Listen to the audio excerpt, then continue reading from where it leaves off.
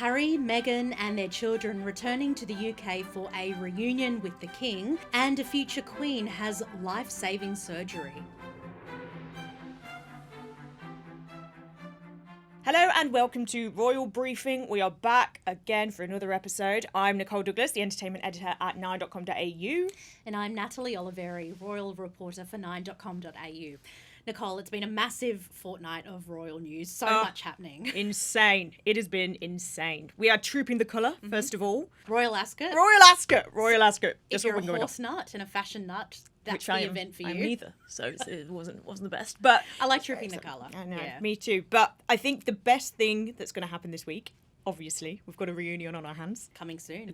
Not this week. Not this week, but it's all we can talk about this week. It's because, all we can talk about. Well, that's the thing with all the royal news happening at the moment. Everyone's obsessed with the Sussexes going back to the UK. I know. And it's all four of them this time. The kids, Lilibet and Archie, are going to be going with their mum and dad, and it is going to be one hell of an affair. But I know you're going to have some thoughts on the King is allegedly going to put them up in a royal residence for their stay, which is not something that we've seen before with Prince Harry. It's interesting because there's so much talk about this trip. Harry's going back for the Invictus Games 1 year countdown, which in itself is not that exciting. It's just a launch event promoting the games, which are happening in a year's time in the UK. So he and Meghan are going to drum up some support for this, but they are taking their children. So we're all talking about it because of that.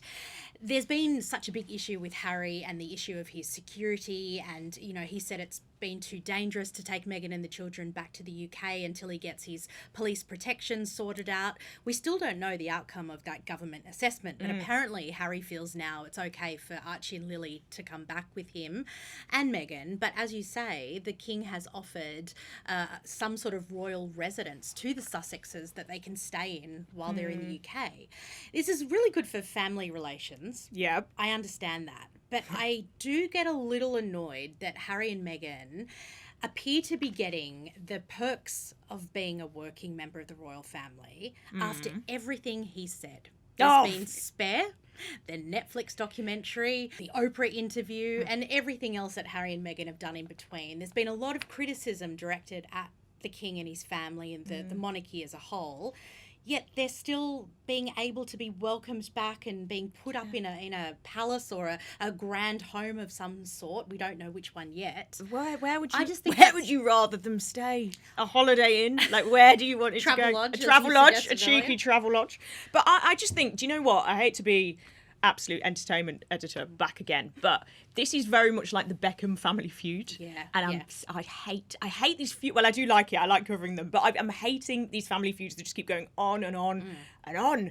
And at the end of the day, just like David Beckham, he wants nothing more. The King would love nothing more than to just make friends, have everybody in it together. And I think we've just got to remember, he's just a dad that just wants to be around his son. Like, can't we just stop dissecting every little move? They were never going to go to a bloody travel lodge and do that. Yeah, well, it's interesting because Harry has been back to the UK many times since 2022. That's the last time he was there with Meghan and the children. It was during the Queen's Platinum Jubilee. Archie and Lily were there. They were staying at Frogmore Cottage.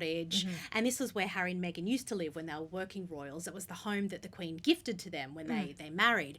But Charles asked them to hand back the keys soon after Spare was published. They had to vacate the home. No one's been living in it since, so it's sort of been left idle. A little bit of a waste, yeah. But I guess that they're coming back. We don't know where they're going to stay. Obviously, security reasons is stopping that from being made public. I'm sure it'll be sort of leaked sooner or later.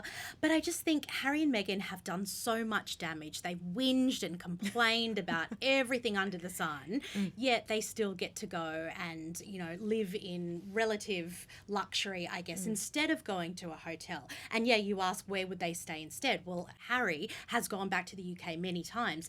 He actually rejected the King's offer to stay in Buckingham Palace back in 2024 because he said that it was not really, you know, tightly controlled in terms of security. He said he would be a sitting duck. He was going to be a sitting duck. Which I find bizarre. Which is a little weird because he was saying the entry and exit points of the palace were sort of very exposed. Yeah.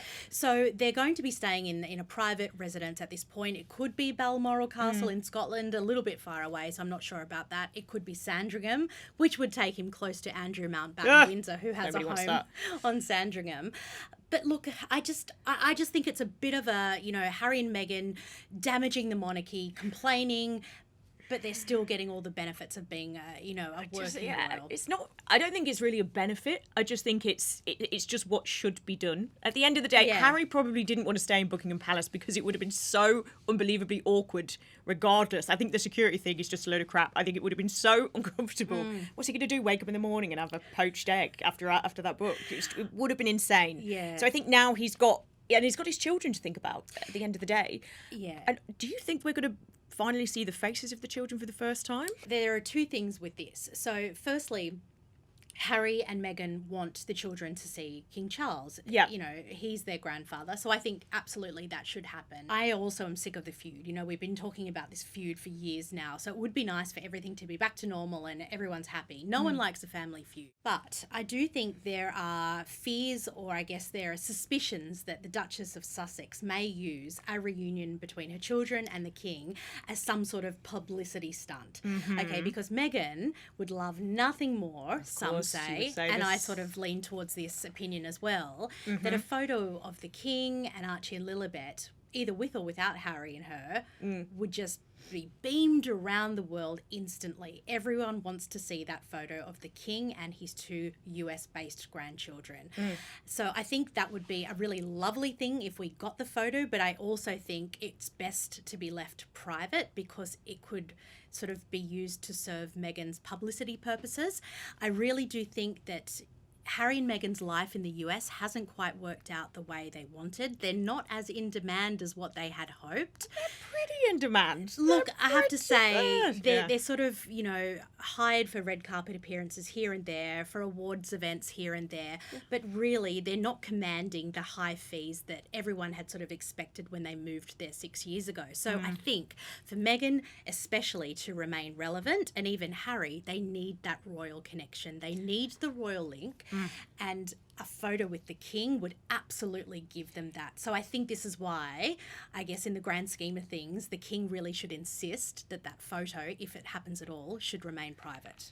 Do you know what? Weirdly enough, I do agree with you, but not for the same points. I think it should be a private photo, but not for the reasons that you're thinking. I don't think she'd just be after publicity, but I think if she was to put it out, if she was to put out a photo with the King and the kids, she would be absolutely slammed. She would be slammed like there's no tomorrow. Every little thing in that photo would be picked apart. She wouldn't be smiling enough. She'd be smiling too much, so it would be fake. Like she would be every little thing, and the outfit that she was wearing, it would be like, oh, it's slightly black. That means she's in it would mourning. be in mourning for the loss of her royal life. Like it would be insane. It would be so much and so difficult for her to pull through that. And I think she probably knows that she's just going to stick to the soft, the jam making, all of this stuff, just to keep her profile, that sort of calm, sort of private life that she likes to lead. But if she's going to bang in a photo of the King, I think that would just be absolute mayhem. Even as a Meghan supporter, I love Meghan through and through. I think she's brilliant. But I think it's probably best to just keep that to one side. Some things are better left alone. Some things are better left alone, but it's interesting that you ask about whether we're going to be seeing Archie and Lilibet's faces anytime soon. So Meghan,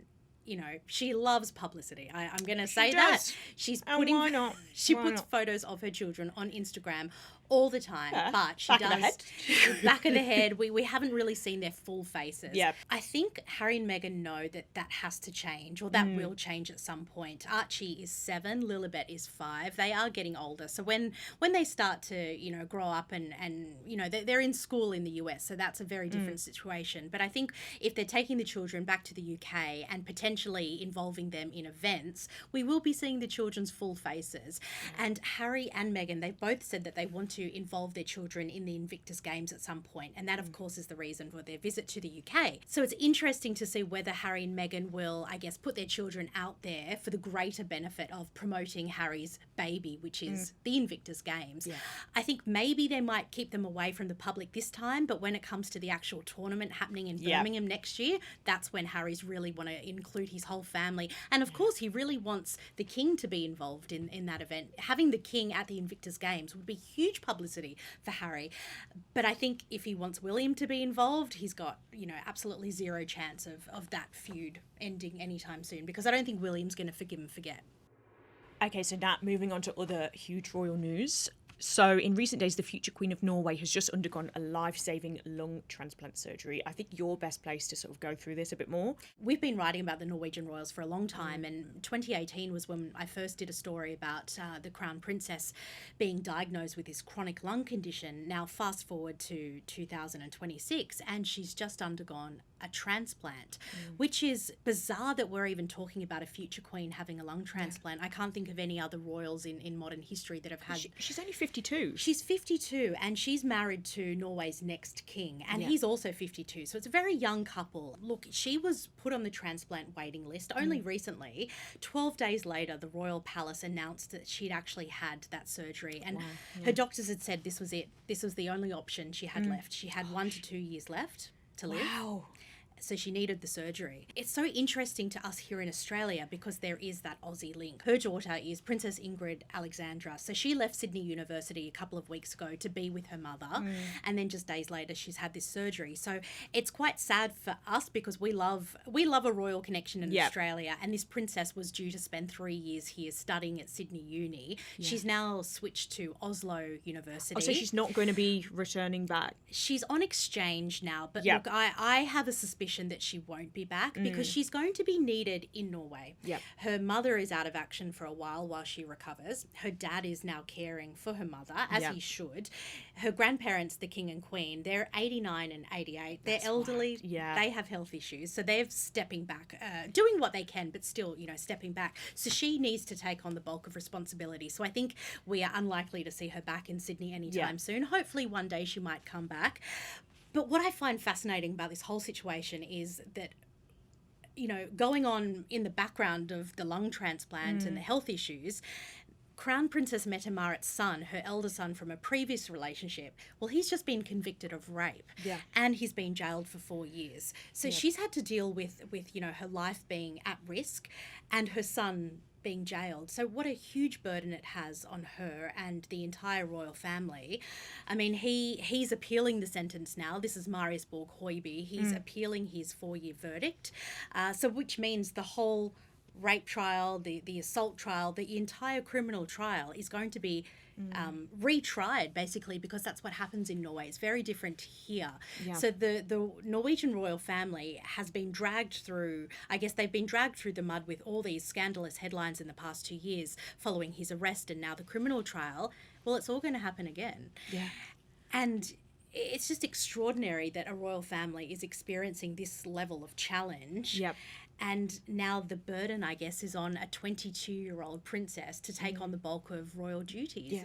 That time hasn't come for her yet because her father is heir to the throne. But, you have to sort of think about these things. Well, Nicole, some other news at the moment, royal news that is. Prince George, we finally know which secondary school he's going to. William and Kate have confirmed he's off to Eton. I know. Now, obviously I'm not British, but Eton, I mean, tell me about Eton. I mean, it's news that will shock absolutely no one in the world because Eton is the most elite place that you can possibly go and it's the perfect place for a royal, and obviously Prince Harry, Prince William both went there. So the yearly boarding fee is 120,000 Australian dollars, which crazy. Is absolutely insane. But we have to remember with Eton, I don't think these are going to be the richest boys there. We're going to be billionaire sons there. There's all sorts of elite people there, so they will be. That's interesting that you say that Prince George, the future King of England, he's not going to be the special one. He's going to be, I guess, one of the poorer ones in a way. I know, one of the peasants. One of the peasants, yeah. One of the peasants, and I think also that's why William and Catherine chose Eton because, he's not going to stand out. I guess once he settles in, he sort of will blend in, I guess. But I think it's interesting that Eton was the choice. I mean, there were all these other schools that were rumoured to be taking on Prince George once he turns 13 in July. But it was always going to be Eton, as you say. William found, I guess, sanctuary or a safe haven at the school because he was there when Diana was killed. So he found, I guess, comfort in the boarding school. And he also made lifelong friends there. And I think he wants that for George. He wants his son to have these bonds, I guess, formed in high school and carried throughout his adult years. Won't be where Archie and Lilibet will go. But it's going to be exciting, and I think that's the only place he could have gone.